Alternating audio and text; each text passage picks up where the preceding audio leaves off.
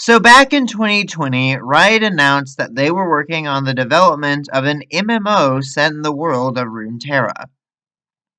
As of now, there's been very little news on this project's development, and I very much doubt we'll be seeing anything about it for some time, at least beyond the occasional, tweets or snippets of news.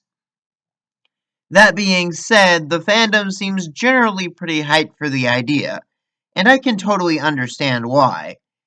Being able to explore the incredible, fantastical environments of League setting is certainly an appealing proposition. Even so, I can't help but be a bit less enthusiastic about the idea than some others, and today I'd like to explain why.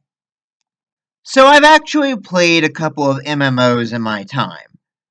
I've sadly never made it to the end of any of their stories, primarily due to issues like power creep and pay-to-win mechanics, but I do know that these games can have pretty solid narratives at times. Though the majority of MMO players don't usually tend to care that extensively about the lore, at least from my experience, you can generally tell that the writers for these games put a lot of genuine effort into telling massive, epic stories suited for the game's length. That being said, a lot of MMO storylines are written with the explicit purpose of making you, the player, the hero of the tale, or at least a major part of the story. Your character, whatever race or class or faction you might pick, is usually going to be a pretty integral part of the plot and its progress. There's nothing inherently wrong with having a self-insert as the main character, but in a world like Runeterra, I'm not so sure it works. I mean, we all remember Rise of the Sentinels, right? Remember how this random kid who couldn't even use a proper relic weapon wound up saving the entire cast from Thresh at the end with the power of a Deus Ex Machina plot device? Now, it's admittedly not even clear whether or not Rookie is canon, considering there's like 3 different versions of that whole event. And I don't even necessarily think the concept of Rookie is awful unto itself, just the execution, but we've seen how badly that concept can fail when it's executed poorly. I mean, imagine this. Say the MMO does a Void event with Belveth as a big raid boss at the end.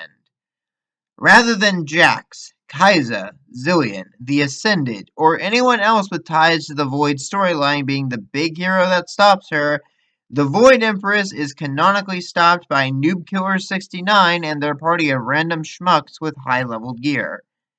Imagine Viego coming back, only to once again be defeated by a self-insert character, newly recruited to the Sentinels, rather than any one of his actual rivals. Do you see the issue? Now, I'm not saying that the story of the MMO will be trash or that the concept can't even work. What I am saying is that Runeterra is a world with multiple ongoing storylines, all of which have a clear cast of characters already attached to them. Allowing players to slot themselves into these stories is something that I feel Riot is going to have to handle very delicately. I don't think allowing us to usurp the protagonist role from champions that frankly deserve it more is a good move. But it would also probably be very bland if our characters amounted to little more than spectators or background characters. There is, of course, also the elephant in the room that League is probably never going to actually kill off any of its champion antagonists. So players most likely won't be able to actually resolve any storylines. At best, we'll just drive Belveth back into the Lavender Sea, or steal Viego away for a third time. And good freaking luck keeping Mordekaiser down. I don't even know if there are any canon characters capable of doing that. Look, my point is that I don't think the MMO will necessarily doom the lore or that it can't work. I know there are tons of entries in the genre that have fantastic narratives, which the Runeterra game can look to for guidance or inspiration. All I'm trying to get at is that I'm just a little skeptical about what such a thing means for the broader lore and the various storylines that the lore team already has to tackle.